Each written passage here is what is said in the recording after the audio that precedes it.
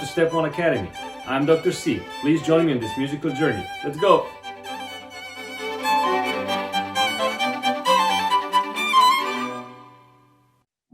Hi, Sanisha. I'm Hey. Ricardo Ochoa, and I play violin, and I play in the Savannah Philharmonic, and I also play with a band called Velvet Caravan, and I play the violin, which is right here in front of me. You mean something like this? Oh, you have one too, huh? It looks familiar? Okay.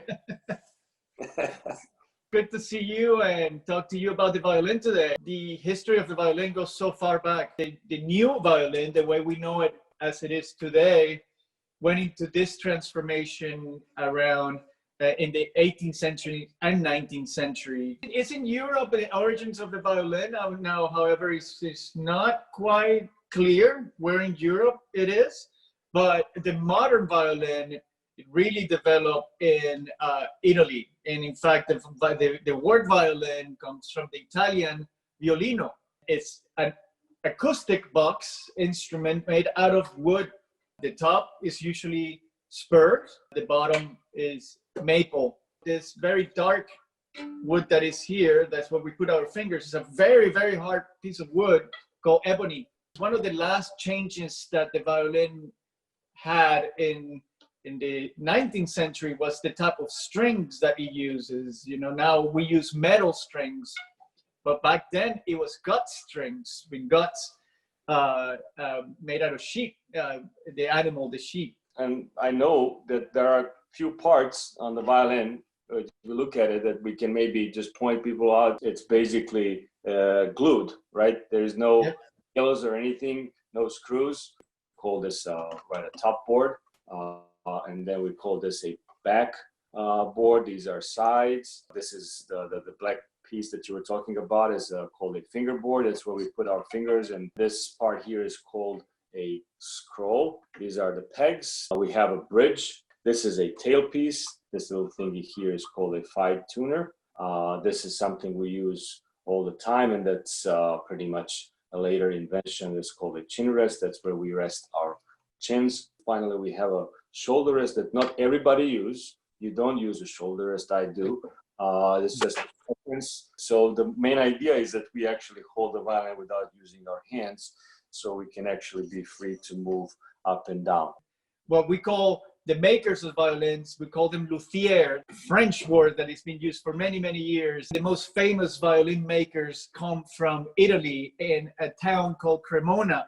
But the violin continues to change, and it's because there's new techniques to play the violin, because there's new music. Music has changed through the history, and especially through in the past 100 years. And then you would see violins that are completely acoustic like this, that we use for obviously classical music. This other violin that I have is a bridge that is connected to be amplified.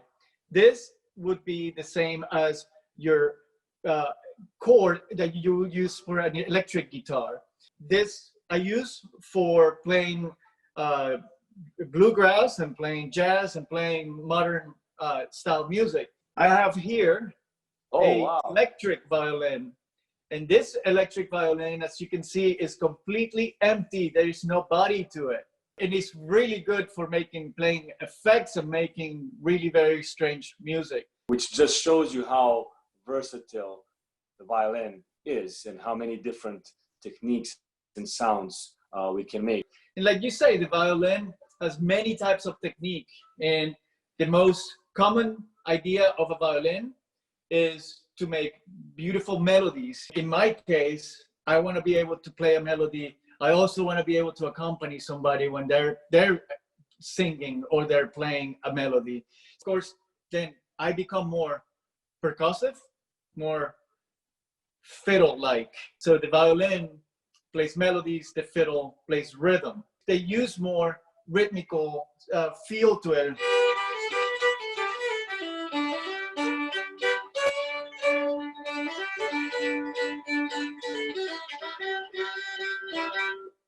That's awesome. So I know about two other styles that you are very comfortable with. Tango is something that extensively uses violin. Tango music does have a great influence from African music as well. In the beginnings, the slaves that came to South America and then going to the south of South America, the region of Argentina, brought a different flavor of rhythm to the area. So the rhythms are the basics of this tango music. So it's very rhythmical in essence to begin with. But then the European influence, I'm talking about the Italians and the Germans that started coming into South America as early as the turn of the century, from 1800s to 1900s, brought European instruments, and that's instruments like accordions and violins and guitars. Essence of tango is a very passionate music and very melodic and very contrasting what we call in music the female themes with the male themes. That's awesome, man. Can you actually help me accompany you there so you can play the same melody? Can you show me what should I do if I'm accompanying you? So now you're thinking like a piano maybe or a guitar. So you're doing that. And then you can change it back and forth between.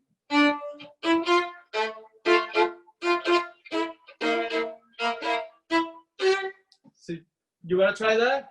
So something like you did this.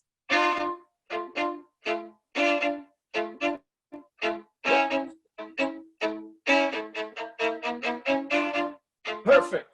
Can we try it now? Let's do it. Let's see if it works via phone. 1, 2, 3.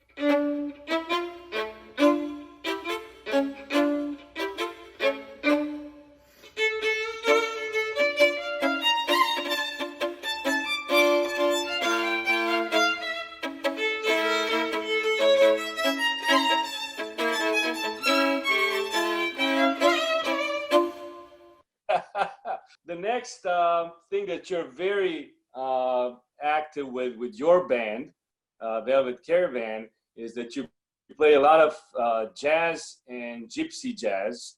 So jazz music is very interesting. That was developed only 100 years ago. The main instruments at the time were instruments brass. There was saxophones, clarinets, trombones, trumpets, and then we had piano, drum set, and bass. So that became what jazz is. However, a very popular instrument at the time was the violin. Violin playing, classical.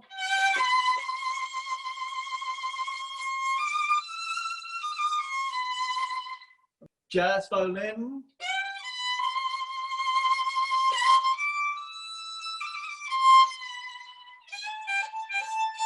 It's more about talking to you more than singing out loud. You're thinking about a little place where people are sitting, drinking tea, coffee,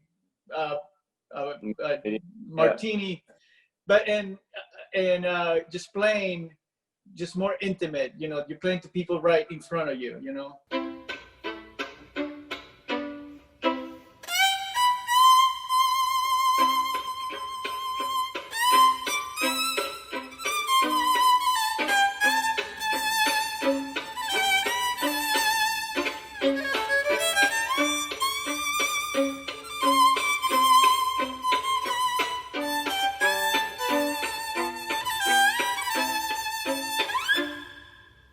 It wasn't until many, many years later where people started copying the music of Django Reinhardt that the term came to be of gypsy jazz.